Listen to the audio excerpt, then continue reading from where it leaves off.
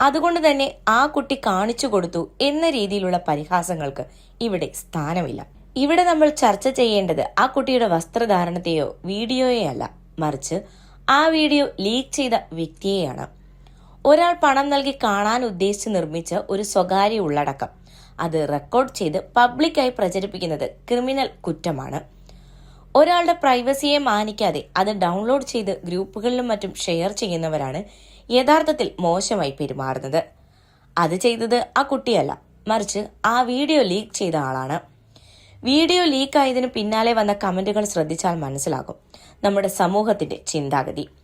അച്ഛന്റെ പേര് കളഞ്ഞു, ഇത്രയ്ക്ക് വേണമായിരുന്നു തുടങ്ങിയ ഉപദേശങ്ങളാണ് പലരും നൽകുന്നത്. ഒരാൾ എന്ത് വസ്ത്രം ധരിക്കണം, എങ്ങനെ ജീവിക്കണം എന്നത് ആ വ്യക്തിയുടെ മാത്രം കാര്യമാണ്. മുതിർന്ന രാഷ്ട്രീയ നേതാവിന്റെയോ നടന്റെയോ മകൾ എന്ന നിലയിൽ ആ കുട്ടിയെ അളക്കുന്നത് തികച്ചും തെറ്റായ പ്രവണതയാണ്.